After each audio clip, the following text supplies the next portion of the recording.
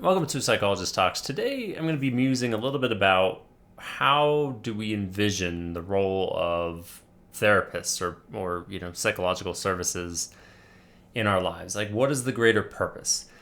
What is the essence of what we do? Now, full disclosure, this is going to be based on opinion. This is not like some sort of standard in the field. This is just sort of my notion when I think about where our field has been and where it might head. And it even comes out of an episode about AI and what is quote unquote replaceable in our field that computers and AI could do just as well as us versus what is irreplaceable in what we do. The other caveat that I feel compelled to give is I worry that this might come across as like delusions of grandeur or a little bit narcissistic. I hope it doesn't. I hope humility is kind of laden in anything I'm about to say, but I don't know. I have this reaction that somehow sounds like melodramatically like, we're these amazing, powerful people that we aren't. So I'll just rip off the Band-Aid here and just get into it. As I guess first let me go through a little bit of my interpretation of the history of things, and this is through, as ever, my relational psychodynamic lens. And when I think about early iterations of the field, one of the things that I think we did really well is we lived in the land of the abstract. We were willing to see the profession more through art. That there was something really complicated and complex about the human condition that could not be so easily distilled into central points. Now, did we try to distill them into central points and then over leverage those seven central points? Of course we did. That's a human issue. That isn't a psychology issue. We have a nasty habit of doing that, and psychology is no exception to that unfortunate rule. But I think we played more, and I think that was very human of us. However, we were very gendered, very Eurocentric. We were a little bit too preoccupied with positions of knowing, and that our role was to unearth truths that our clients and patients were unaware of. And in doing so, we did collude with this sort of omnipotent power mentality that I'm afraid of conveying today, and there's a reason for that. I enjoy the origins insofar as its abstraction. I do not enjoy our origins insofar as our preoccupation and our own sort of narcissism with what we were doing, inadvertent as it might have been, and the many mistakes.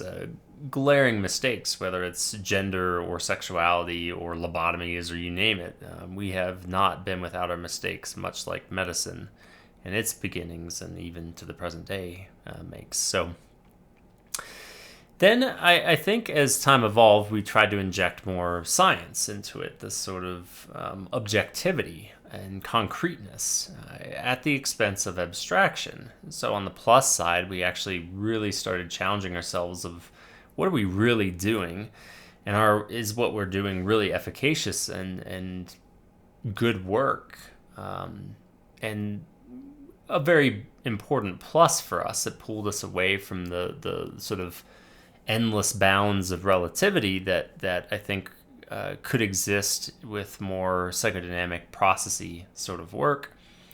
But it was an overcorrection into this sort of almost like a different version of a stance of knowing. Instead of like a powerful but artistic being, we became powerful scientific beings. Again, unintentionally. I don't think that's necessarily what we were trying to do, and so we've in a way overcorrected into a very medicalized, much more transactional form of being. And so in the present day, I think there is a grappling with these issues that younger providers and younger students and psychologists are not just psychologists, but people in the mental health field are kind of grappling with this and be like, there's got to be like a middle ground here. I don't think people are explicitly trying to do this, but I think there is this pull that I sense, particularly as I meet with students over the years, my interns, that says like, it's not jiving with me, right? Like this white lab coat is not fully jiving with me, which is refreshing to see, because I think it's harking back to our past that preceded this era and said there's some wisdom back there too. It wasn't all good, but there's some wisdom there, and maybe we should join these forces and find a better way.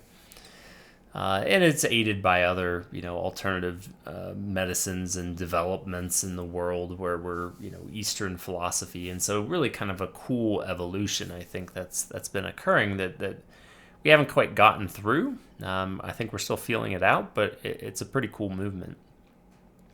What I think is really interesting is, to me, the answer lies well before the field was even created. And this is where I'm also a little bit nervous, or most pointedly nervous, about sounding narcissistic and lacking in humility.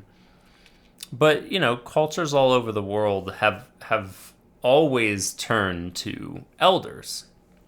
Not always elders in an age sense, but, somebody who, at the core, if I had to kind of just kind of approximates, like, why do people turn to elders or folks who in the village are more wise, or whatever it might be? Like, why have we always turned to that? And I think what the superpower has always been of these types of people, regardless of the profession, is they become kind of the weavers. They weave the tapestry of the knowledge and the wisdom at the time. These are the flexible thinkers that encounter the many dilemmas and ideologies of the time, and can kind of put them out in the sky and notice them all and see how they might interlink. And it doesn't mean that they always have the answers, because some of these individuals would try to give all the answers to the people that would come and see them. I don't care if it's a religion or whatever it might be. They're like, I have all the answers. And that's not being an effective steward of what I think the purpose of these roles are. The purpose of the roles is to say, isn't this interesting? I'm taking what you are saying, and then I can offer you what the greater sense is right now. And we can even be curious and fantasize about things that aren't even in this world right now. The what ifs, the could be's, the future not yet known. And we can grapple with this so that you can find a better sense of meaning for where you are at, and thereby a sense of direction of where you might want to head. Those, I think, are the most effective stewards. And I have full faith in my fellow human beings that came before me, that there were plenty of those that were out there that were in these positions and weren't abusing that position of power and authority and sometimes projected wisdom, because they weren't always wise. But I think there's always been that, the societies and the people that have done well for themselves, not always monetarily, not always, conquests wise, but the ones that have been healthy have been encouraged by having these quote unquote elders, or these quote unquote individuals, whose job is to weave kind of the tapestry of experience and be kind of this point to which people can go and kind of say, like, this is what I'm seeing. You gave me something. I have existence of what I understand of existence, short-sighted as it's going to be in my own situation, and I've congealed these two, and I'm going to offer this back to you and see if that gives you any assistance. And I think that's a really cool role to hold, because you'll notice, the big piece here is that it's not dictating to people what they need to do. There are some absolutes. We don't cross them very frequently, and those people might be like, what are you doing, before the days of psychology and the mental health field. Like, whoa, no, don't do that. Please no, I would not recommend that. Like, sure, there are certainly those circumstances, but a lot of them is like, I don't know, I'm going to reflect this to you and see what wisdom you can drive out of it. So we've been doing this for what's the measurement of time? Eons?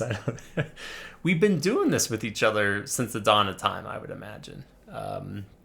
Obviously, how we elect and get those people into those positions is important, because there are the snakes in the grass. There absolutely are. But when we get the right people in those sorts of positions, they augment society. They catalyze growth, because they are stewards of flexible thought. They are stewards of how we interrelate ideas and expand upon ideas, or in some ways, kind of prune or call the ideas that are unhelpful and dangerous for us. Again, not perfectly. We are flawed, and we learn from our mistakes, ideally, as we pass wisdom and knowledge down. But that, I think, fundamentally is my role. So that might sound kind of touchy-feely, very abstract, more akin to the origins of our field. Now, being a relational psychodynamic person, that should not surprise anybody if you know us psychodynamic people. But it's not incompatible with science. The idea that we say in this field is we're like practitioner scholars. Like, we're not scholars first. Those of us in the field who have degrees are sometimes scholars. They're out there doing the science, doing the research, flawed as it can often be as well. But they inform us. Us practitioners, though, are the people who wield that and say, like, here's what all these sciences say. Here is what my breadth of experiences with people say. Knowing my own liabilities, knowing my own sort of blind spots, which I have to be aware of. That's truly wise people are able to do that inherently. I don't have to be a psychologist to do that. So I can take all this science, all these techniques, I can direct you in those, but I'm going to do them in a way that weaves into your life, something unique to you. It is not just tossing a book at you. It is not just telling you, based on science, this is precisely what you're going to do and what you need to do for success. Rather, I am like an intermediary. We act as these intermediaries that infuse science with the art of it all, and present to people these sorts of ideas or reflections that say, like, I don't know, what do you think about this? This is what I'm hearing. Does that guide you at all? And it allows people to go off and say, okay, I can take this the rest of the way. You've woven me something. You've given me this insight into how I might weave and how I want to weave. Now I need to go out and weave for myself. So, I don't know. Perhaps that sounds, again, audacious or narcissistic to some people. But at the end of the day, it's what I firmly believe. That's all I'm doing. I'm not a giver of truth. I am not, and we are not arbiters of right and wrong. We are not the ultimate and only guide. There are many guides in this world beyond psychology, but we are an important one. We embody something very human about the experience of being human. We are the stewards of the human experience, much like there are stewards of religion, stewards of history, and all these other sorts of things. And so I hope the field continues to evolve in that direction, that we still teach the science and we still promote the science of it all, because we don't want to be out way in left field thinking we're being wise when we're not being wise.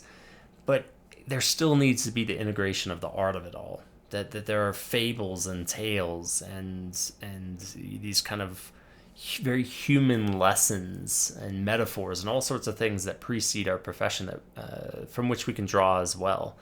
That we need to tap into the pulse of the moment and how that intersects with any science. And that's a tough job to do, but it's a noble and important job to try to inhabit the best that we can in a humble and hopefully approachable way. So, don't know how that landed. You could throw a tomato at my face if you want. But that's my hope. That's my hope for the field. That's the standard I hold myself to. I promise, at least for me, that actually gives me a sense of relief. I feel like I have less pressure on me to perform if that's kind of my role with people. And I would hope the same for others. That we are interpreters, we are weavers, we are our own version of art. in this increasingly complicated and increasingly taxing world. I hope we can retain that. So anyway, thanks for listening to my musings. Curious if other folks have any other thoughts or conceptualizations of what the hell we're actually doing in this field. Feel free to comment. Otherwise, as always, stay curious.